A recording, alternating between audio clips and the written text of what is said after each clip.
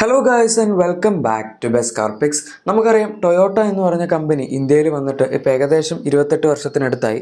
1997 ഇവർ ഇന്ത്യയിലേക്ക് വരുന്നത്. ആദ്യമായിട്ട് കോളേജ് എന്ന് പറഞ്ഞ വാഹനമായിട്ടാണ് ഇന്ത്യയിലേക്ക് എത്തിയത്.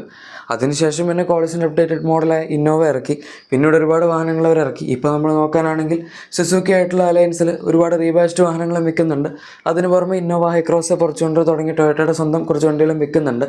പിന്നെ കുറച്ച് പ്രീമിയം വാഹനങ്ങളായ ക്യാമറി ആയാലും അല്ലെങ്കിൽ വെൽഫെയർ ആയാലും ഇതൊക്കെ ഇവരിവിടെ വിൽക്കുന്നുണ്ട്. ക്യാമറി പിന്നെ പുറത്തത്ര പ്രീമിയം അല്ലെങ്കിലും ഇവിടെ അവർ അതിൻ്റെ ഏറ്റവും ടോപ്പ് ആൻഡ് വേരിയൻസ് ഒക്കെ കൊണ്ടുവരുന്നതുകൊണ്ടും ഇമ്പോർട്ട് ചെയ്ത് കൊണ്ടുവരുന്നതുകൊണ്ടും കുറച്ച് പ്രീമിയം പൊസിഷനിങ്ങിലാണ് ആ വാഹനം ഇരിക്കുന്നത്. എനിവേ, ഇത്രയും കാലം ഇവരിവിടെ വണ്ടി ഇറക്കിയിട്ടും ഇവിടെ ടൊയോട്ടയ്ക്ക് ഇല്ലാതിരുന്ന ഒരു സംഭവമായിരുന്നു ഒരു R&D സെൻറ്റർ. പക്ഷേ ബാക്കി കമ്പനികൾക്കൊക്കെ നമുക്കറിയാം, മിക്ക കമ്പനികൾക്കും ഇന്ത്യൻ വാഹനങ്ങൾ ഇറക്കാനായിട്ട് R&D സെൻ്ററൊക്കെ ഉണ്ട്.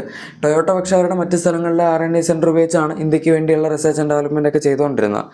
ഫൈനലി ഇപ്പോൾ അതിനൊരു മാറ്റം വരാൻ പോവാണ്. ടൊയോട്ട ഇന്ത്യക്ക് വേണ്ടി ഒരു R&D സെൻറ്റർ ഇപ്പം ചെയ്തുകൊണ്ടിരിക്കുകയാണ്. അതിൻ്റെ വർക്കിലാണ് അവർ. ബാംഗ്ലൂരിലാണ് ഇത് വരാൻ പോകുന്നത്. 2027 ആകുമ്പോഴേക്കും ഇതിൻ്റെ ഫുൾ സെറ്റപ്പ് നടക്കും എന്നാണ് അവർ പറയുന്നത്. ഏകദേശം 2000 വർക്കേഴ്സ് ഉണ്ടാവും. അതുപോലെ തന്നെ 3000 എഞ്ചിനീയേഴ്സിനും ജോലി കൊടുക്കാൻ പറ്റും എന്നും ടൊയോട്ട പറയുന്നുണ്ട്. അത്യാവശ്യം നല്ല വലിയൊരു ഫെസിലിറ്റിയാണ്. കാരണം ഇത്രയും വർക്കേഴ്സും അതുപോലെ എംപ്ലോയീസും പിന്നെ എഞ്ചിനീയേഴ്സും ഒന്നും പൊതുവെ അങ്ങനെ R&D സെൻറ്റേഴ്സിൽ ഇന്ത്യയിൽ അങ്ങനെ വർക്ക് ചെയ്യാറില്ല. ഇത് നമ്മുടെ ടൊയോട്ടയുടെ ബിദാദി പ്ലാന്റിനടുത്തായിട്ടാണ് അവരിപ്പോൾ സെറ്റപ്പ് ചെയ്യാൻ ഉദ്ദേശിക്കുന്നത്. ആദ്യത്തെ സ്റ്റേജിൽ ഇന്ത്യൻ വാഹനങ്ങൾക്ക് വേണ്ടിയുള്ള R&D ആയിരിക്കും ഇവർ നടത്താൻ പോകുന്നത്. നമുക്കറിയാം ടൊയോട്ട ഇതിന് മുന്നേ ഇറക്കിയിട്ടുള്ള കുറച്ച് അഫോർഡബിൾ ആയിട്ടുള്ള വാഹനങ്ങൾ, ഇപ്പം ലിവ ആയിക്കോട്ടെ അല്ലെങ്കിൽ എത്തിയോസ് ആയിക്കോട്ടെ, എല്ലാം ഒരു പ്ലാറ്റ്ഫോമിൽ വന്ന വണ്ടികളായിരുന്നു.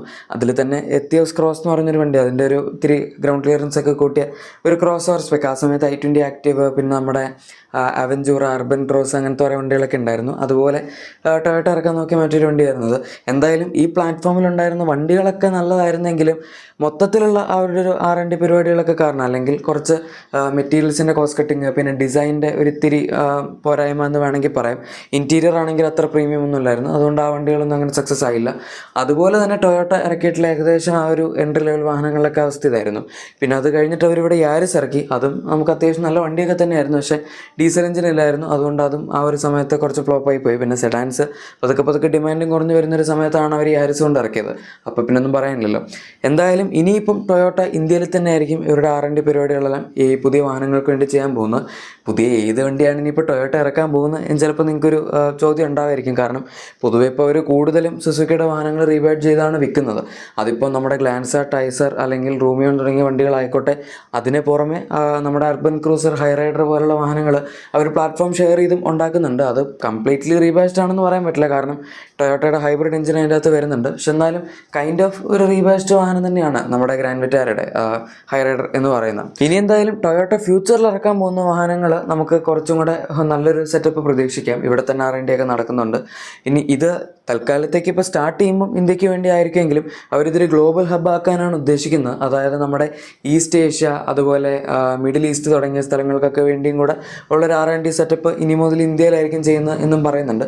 അത് വളരെ വലിയൊരു കാര്യമാണ്. കാരണം ടൊയോട്ടയ്ക്ക് ഇപ്പം നമ്മൾ ഈ ഒരു ഏഷ്യ റീജിയനിൽ നോക്കാൻ, ഏഷ്യ പസഫിക് റീജിയൻ ആ ഒരു ഏരിയയിൽ നോക്കാനാണെങ്കിൽ ആകെപ്പാടെ 2 R&D സെൻറ്റേഴ്സാണ് ഇതുപോലുള്ളത്, ജപ്പാൻ ഒഴികെ. ജപ്പാൻ കൂട്ടാനാണെങ്കിൽ 3 ഉണ്ട്. പക്ഷെ അല്ലാതെ ബാക്കി 2 വരുന്നത് ഒന്ന് തായ്ലൻഡിലും പിന്നെ അടുത്ത് ചൈനയിലുമാണ്. ഇനിയിപ്പോൾ 3ാമത്തെ ഒരു R&D സെൻറ്ററാണ് നമുക്കിനി ഇന്ത്യയിൽ കിട്ടാൻ പോകുന്നത്. സോ അതും വളരെ നല്ലൊരു കാര്യമാണ്. അവർ ഇന്ത്യ അത്ര നല്ലൊരു മാർക്കറ്റായിട്ട് എടുത്തിട്ടുണ്ട് ഇങ്ങനൊരു R&D സെറ്റപ്പൊക്കെ അവിടെ ഡെവലപ്പ് ചെയ്യാനായിട്ട്.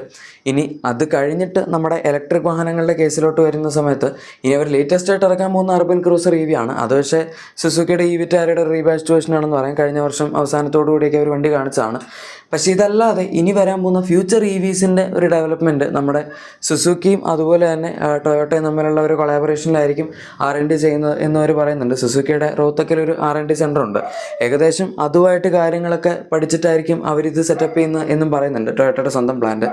അങ്ങനെ മൊത്തത്തിൽ അത്യാവശ്യം നല്ലൊരു അപ്ഡേറ്റ് ആണ് ടൊയോട്ട ഈ ഒരു R&D സെൻറ്റർ വെച്ചിപ്പം പുറത്തേക്ക് വിട്ടിരിക്കുന്നത്. നമുക്ക് കുറച്ചും കൂടെ ബെറ്റർ പ്രൊഡക്ട്സ് ഇനിയിപ്പം ഫ്യൂച്ചറിൽ എക്സ്പെക്ട് ചെയ്യാം. മാത്രമല്ല ടൊയോട്ടയുടേതായിട്ടുള്ള സ്വന്തമായിട്ടുള്ള പ്രൊഡക്ട്സും നമുക്ക് എക്സ്പെക്ട് ചെയ്യാം. ഈ കുറച്ച് പ്രീമിയം സെഗ്മെൻ്റ് അല്ലാതെ അവർക്ക് അവരുടേതായിട്ടുള്ള ഒരു SUV അല്ലെങ്കിൽ ഈവൻ MPV ഒക്കെ ആണെങ്കിലും കൊണ്ടുവരാൻ പറ്റുമെങ്കിൽ നല്ലതായിരുന്നു. ഇടയ്ക്ക് നമ്മുടെ കൊറോള ക്രോസ് ഒക്കെ ഇന്ത്യയിലേക്ക് വരുന്നതിനെ പറ്റി പറഞ്ഞിട്ടുണ്ടായിരുന്നു. പക്ഷെ അതൊക്കെ പിന്നെ അവർ ക്യാൻസൽ ചെയ്തു. അങ്ങനെ കുറേ വണ്ടികളൊക്കെ ഇന്ത്യയിൽ കൊണ്ടുവരുന്നതിനെ പറ്റി പറയും, പിന്നെ അത് ഫീസിബിൾ അല്ല അല്ലെങ്കിൽ ചിലപ്പോൾ ഇന്ത്യയിൽ വർക്കൗട്ട് ആവില്ല എന്ന് തോന്നി മിക്ക കമ്പനികളത് ക്യാൻസൽ ചെയ്യാറാണ് പതിവ്. മിക്കവാറും ഒക്കെ ഈ പുറത്തുള്ള വണ്ടികൾ ഇങ്ങോട്ടേക്ക് കൊണ്ടുവരുന്ന കേസിൽ വരുമ്പോഴാണ് അത് സംഭവിക്കാറുള്ളത്. ഇന്ത്യയിൽ വണ്ടി വിൽക്കണമെന്നുണ്ടെങ്കിൽ ഒന്നെങ്കിൽ ഇവിടെ തന്നെ മാക്സിമം എല്ലാ കാര്യങ്ങളും ചെയ്യണം. അതായത് വണ്ടിയുടെ R&D ആയിക്കോട്ടെ, ഡെവലപ്മെൻറ്റ് ആയിക്കോട്ടെ, അല്ലെങ്കിൽ ഇന്ത്യൻ മാർക്കറ്റ് പഠിച്ചുകൊണ്ടുള്ള ഒരു വാഹനം ആയിക്കോട്ടെ, അങ്ങനത്തെ കണ്ടീഷൻസിലൊക്കെ വണ്ടി ഉണ്ടാക്കാനാണെങ്കിൽ ഇന്ത്യയിൽ വർക്കൗട്ട് ആവും. മെയിനായിട്ട് പ്രൈസ്. വേറൊരു കാര്യം എന്താണെന്ന് വെച്ചാൽ ഈ പ്രൈസ് ഒരുപാട് താഴെ പോയി, അതായത് ഭയങ്കര അഫോർഡബിൾ ആയിട്ട് ഒരു ചീപ്പായിട്ടുള്ള വണ്ടി ഉണ്ടാക്കി കഴിഞ്ഞാൽ ചിലപ്പോൾ ആൾക്കാർ വാങ്ങിക്കൊള്ളണമെന്നില്ല. മിക്ക എക്സാമ്പിൾസിലും അങ്ങനത്തെ വാഹനങ്ങളൊക്കെ ഫെയിൽ ആയിട്ടേ ഉള്ളൂ. ഇപ്പോൾ സിട്രോയിൻ എന്ന് പറഞ്ഞ കമ്പനി തന്നെ ഇന്ത്യയിൽ അങ്ങനത്തെ വണ്ടികൾ വിറ്റാണ് എക്സിസ്റ്റ് ചെയ്യുന്നത്. പക്ഷേ അവർക്ക് അങ്ങനെ വലിയ സെയിലൊന്നുമില്ല. സിട്രോയിന് പിന്നെ എഞ്ചിനൊക്കെ വിറ്റ് മാർക്കറ്റ് ഉണ്ട്. അതുപോലെ അവരുടെ ഇവിടെ പ്രൊഡ്യൂസ് ചെയ്യുന്ന വണ്ടികൾ പുറത്തോട്ട് എക്സ്പോർട്ട് ചെയ്തും നല്ല മാർക്കറ്റ് ഉണ്ട്. അതുകൊണ്ടാണ് അവരിങ്ങനെ കുറച്ച് വണ്ടികളൊക്കെ വിറ്റ് പോകുന്ന അത്രയും വിൽക്കട്ടെ എന്നുള്ള രീതിയിൽ നിൽക്കുന്നത്. മെയിനായിട്ട് അവർ എക്സ്പോർട്ടാണ് ടാർഗറ്റ് ചെയ്യുന്നത്. പക്ഷേ വേറെ ഇപ്പോൾ ടൊയോട്ട പോലുള്ള കമ്പനികളൊക്കെ എടുക്കാനാണെങ്കിൽ ഇന്ത്യയിൽ വണ്ടികൾ അത്യാവശ്യം നന്നായിട്ട് വിൽക്കുന്നു എന്നുള്ള രീതിയിൽ നോക്കുമ്പം ഇവർക്ക് അങ്ങനെ ഒരു വാഹനം, അതായത് വളരെ ചീപ്പായിട്ടൊരു വണ്ടി ഇറക്കിയിട്ട് വലിയ കാര്യമൊന്നുമില്ല. അത്യാവശ്യം നല്ല ക്വാളിറ്റിയുള്ള പക്ഷേ എന്നാൽ ആ ഒരു വാല്യൂ ഓഫർ ചെയ്യുന്ന വാഹനങ്ങൾ ഇറക്കുമ്പോഴാണ് നമുക്ക് ഇന്ത്യക്കാർക്ക് വാങ്ങാൻ തോന്നുക. എന്തായാലും നമുക്ക് നോക്കാം. ഇനിയിപ്പം അടുത്ത വരും കാലങ്ങളിൽ കുറച്ചുകൊണ്ട് ബെറ്റർ പ്രൊഡക്ട്സ് നമുക്ക് ടൊയോട്ടയുടെയും സുസുക്കിയുടെയും ഭാഗത്തുനിന്ന് എക്സ്പെക്ട് ചെയ്യാം. നിങ്ങളുടെ എക്സിസ്റ്റിംഗ് വാഹനത്തിന് ചെറിയ എന്തെങ്കിലും ആക്സസറീസോ ക്ലീനിങ് പ്രൊഡക്ട്സോ ഒക്കെ വേണമെന്നുണ്ടെങ്കിൽ നമ്മുടെ ഡിസ്ക്രിപ്ഷൻ അല്ലെങ്കിൽ പ്രൊഡക്ട്സ് ടാഗ് ചെക്കൗട്ട് ചെയ്താൽ മതി. നിങ്ങൾക്ക് അവിടെ എല്ലാ കാര്യങ്ങളും ലഭിക്കുന്നതായിരിക്കും. വീഡിയോ ഇഷ്ടപ്പെട്ടെങ്കിൽ മറക്കാതെ തന്നെ ലൈക്കും സബ്സ്ക്രൈബും ഷെയറും കൂടെ ചെയ്തേക്കാം. നമുക്ക് മറ്റൊരു വീഡിയോയിൽ കാണാം. Thank you for watching my video and good bye.